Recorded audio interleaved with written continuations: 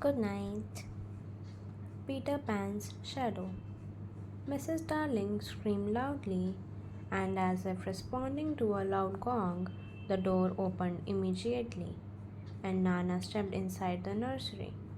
Baring her fangs, she growled and sprang at the intruder, but the boy skimmed and jumped lightly through the window. Mrs. Darling screamed again, but this time out of worry for the boy, as she thought he had jumped to his death. As Mrs. Darling ran to the window and looked outside, all she spotted was a shooting star.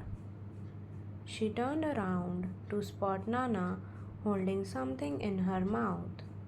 "What is it, Nana?" Mrs. Darling exclaimed. She inspected the thing, which was actually the boy's shadow. As the boy jumped out of the window, Nana had closed the window quickly in an attempt to catch him. But she had been too late, as the boy had escaped. But his poor shadow did not have enough time to get out of the window. Slam! The window had shut to snap off the shadow. Nana believed that it would be better if the shadow was hung by the window and placed it there.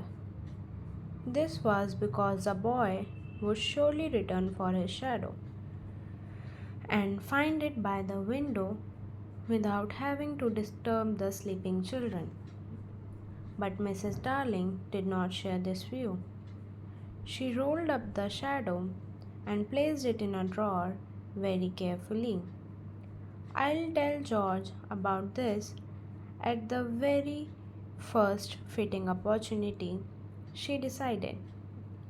This opportunity arrived just a week later, on a Friday that would never be forgotten and would be etched in the family memory forever.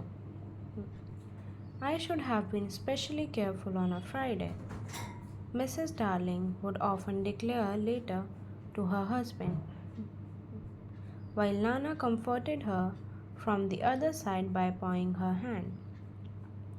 "No, no, my dear," Mr. Darling always replied. "I, George Darling, am responsible for all this. I am the one who did it." Thus they sat together night after night, recalling that fatal Friday till every minute detail was sketched in their brains.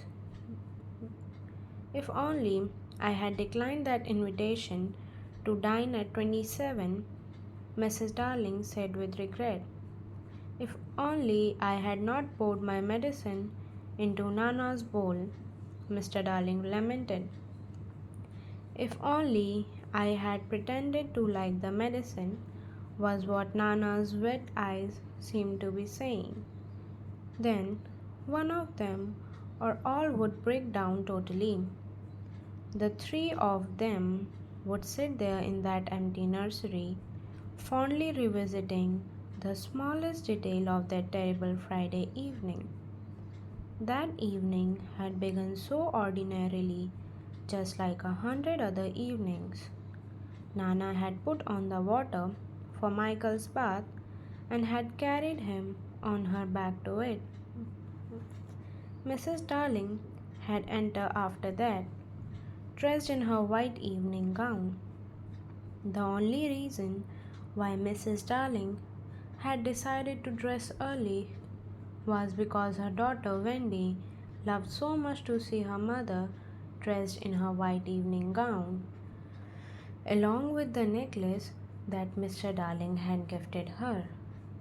She was also wearing Wendy's bracelet on her wrist. A few minutes later, Michael had emerged from his bath as well.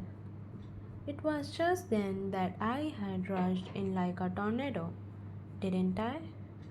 Mr. Darling would state in a voice that scorned himself. Indeed, he had behaved just like a tornado. He had been dressing for the party as well, and all had been right with him till he had arrived to his tie. It is a really surprising thing to reveal to you that even though Mr. Darling was so knowledgeable about stocks and shares and bonds, he still didn't know how to wear a tie. What is the matter, father dear? Mrs. Darling asked him worriedly. Matter? He shouted. I'll tell you what the matter is. This tie just won't tie. Then Mr. Darling became increasingly sarcastic indeed. Well, it won't tie round my neck, that's for sure. Around the bedpost? Well, of course it will. Oh, yes, I have made up this silly tie at least 20 times round the bedpost, but it just refuses to tie around my neck for some strange reason. It just begs to be excused. He exclaimed indignantly, I'm warning you, mother, that if I do not manage to get this tie around my neck, we shall not go out to dinner tonight. If I do not go to dinner tonight, I shall never go to the office again. And if I don't go to the office again, you and I, along with our children, shall have to starve, he concluded sternly. Mrs. Darling remained calm and composed. Let me try, dear, she offered, and this was why Mr. Darling had come to her in the first place. Mrs. Darling tied the tie neatly and without much effort. Mr. Darling forgot his anger instantly and thanked her in a careless fashion. The next moment, he was seen dancing around the room with Michael on his back. The celebration ended prematurely with the entrance of Nana and most unfortunately with Mr. Darling colliding with her. As a result, Mr. Darling's trousers were covered with Nana's hairs. To make matters worse, these were his new trousers. It didn't make things any better that Mrs. Darling brushed the trousers clean. I think it's a big mistake to have a dog as a nurse for the children. Mr. Darling began again on his favorite topic. But George, Nana is a treasure, Mrs. Darling protested. I have no doubt about that, Mr. Darling replied. But I do get an uneasy feeling at times that Nana looks upon the children as her puppies. Oh, no, dear one, said Mrs. Darling. I wonder, Mr. Darling said very thoughtfully. I do wonder. Well, this was a good opportunity for Mrs. Darling to tell her husband about the boy, the intruder in the nursery whom Nana had driven away.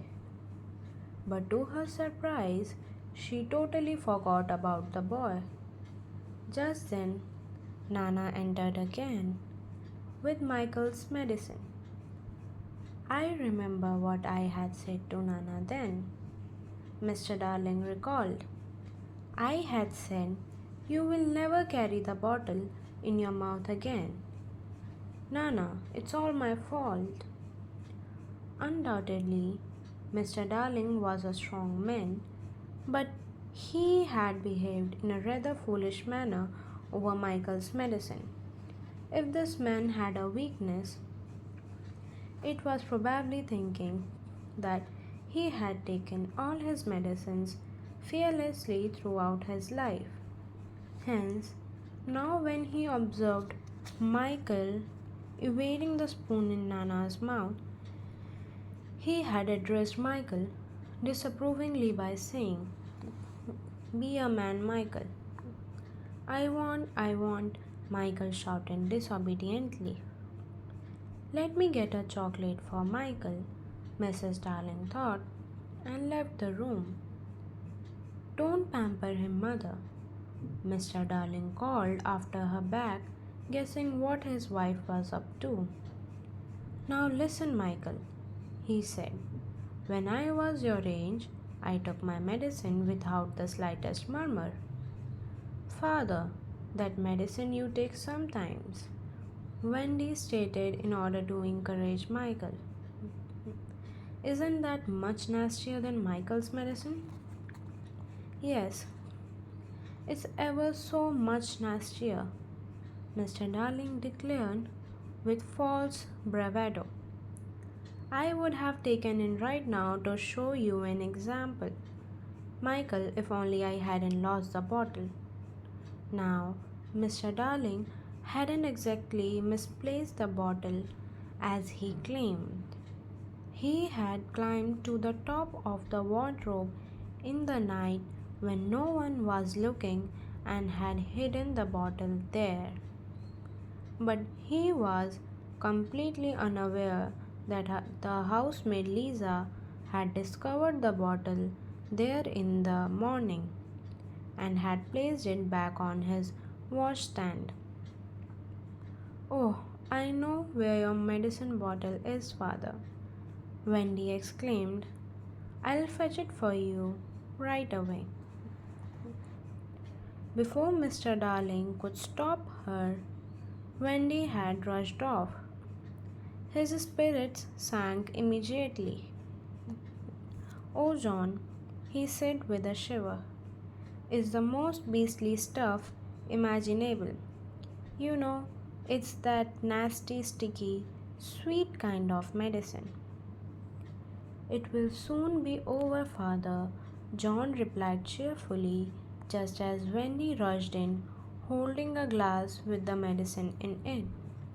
Father first, Michael declared with a being of a highly suspicious nature. That will make me sick, you know, Mr. Darling declared in a threatening tone. Oh, come on, father, John said.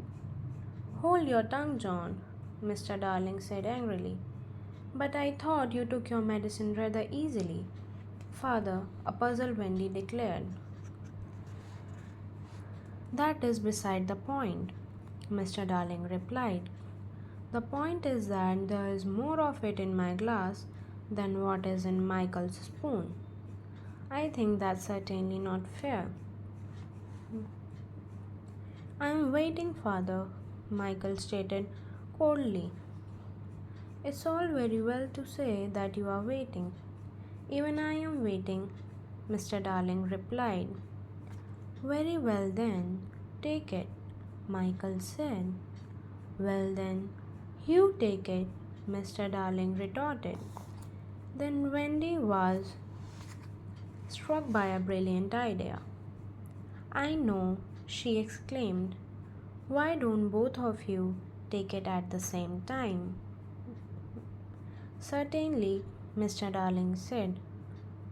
Well, Michael, are you ready? Wendy counted till 3 and Michael took his medicine. But Mr. Michael slipped his medicine behind his back. Oh, father, Wendy exclaimed as there was a simultaneous yell of rage from Michael. What do you mean by, oh, father? Mr. Darling demanded. Stop that commotion immediately, Michael. Well, I meant to take my medicine, but I simply missed it. The 3 children cast dreadful looks at their father. Now look here, all of you, he said pleadingly, just as Nana had gone to the bathroom. I have just thought of the most splendid joke. What I shall do is pour my medicine into Nana's bowl and she will drink it thinking it's milk. The medicine was, in fact, the color of milk, but the children lacked their father's strange sense of humor. So they looked at him disapprovingly as he poured the medicine straight into Nana's bowl. A few minutes later, Nana returned with Mrs. Darling. Nana, my good dog, he said, patting her lovingly. I have put some milk in your bowl. Drink it up. Nana wagged her tail affectionately, ran to her bowl, and lapped up the medicine. Then she gave Mr. Darling a horrified look and slunk away to her kennel with a tear running down her cheek. Although Mr. Darling was terribly ashamed of himself, he would not give in to the fact that he had done something wrong. There was a strange silence as Mrs. Darling smelled the bowl. Oh, George, she exclaimed, that's your medicine. Oh, come on, it was only a joke. Mr. Darling laughed loudly, while Mrs. Darling comforted the boys and Wendy hugged Nana. It does no good when I try to be funny, Mr. Darling said in a bitter tone. Not so loudly, George, Mrs. Darling requested him. Lisa will surely hear you. Let her hear me, he said with reckless abandon. Let the whole world hear me, but I refuse to let that dog be the master of my nursery. The proper place for the dog is the yard, and I shall tie her there this very moment. Oh, George, Mrs. Darling whispered, please don't do that. But alas, Mr. Darling wouldn't listen to her, as he was hell bent to prove who the real master in the house was. Grabbing Nana roughly, he dragged her away from the nursery. Mr. Darling was actually ashamed of his behavior, but still did what he did. After he had tied up Nana in the backyard, the unhappy father went and sat in the passage, covering his eyes with his knuckles. Mrs. Darling, in the meantime, had put the children to bed in complete silence and lit their night lamps. The children could hear Nana's barks in the yard. It's because father has chained up Nana in the yard, John whimpered. No, said the wiser Wendy. That is not Nana's unhappy bark. That is her bark when she smells danger. Are you quite sure, Wendy? Mrs. Darling inquired. Oh, yes, I am, she replied. Mrs. Darling shivered and went to the window to discover that it was fastened securely. Looking outside, she saw the night sky peppered with stars. Still, a nameless fear grabbed at her heart and made her cry. Oh, how I wish that I didn't have to attend that party tonight, she exclaimed. Then she went and kissed each of her children on the forehead and exited the nursery with a troubled mind. Number 27 was only a few yards away, but there had been a slight snowfall, and Mr. and Mrs. Darling trod on the snow deftly so that they did not spoil their shoes. There was no one on the street other than them, and all of the stars were watching them. Now, stars are beautiful, but they prefer not to take an active part in anything at all. They were not on particularly friendly terms with Peter Pan because he played mischief by sneaking up behind them and trying to blow them out. But the stars were so fond of fun and frolic that they were on Peter's side tonight and conspired to get the grown-ups out of his way. Soon as the door of 27 slammed shut on Mr. and Mrs. Darling, there was pandemonium in the firmament. Even the smallest of the stars in the Milky Way screamed, "Now, Peter!"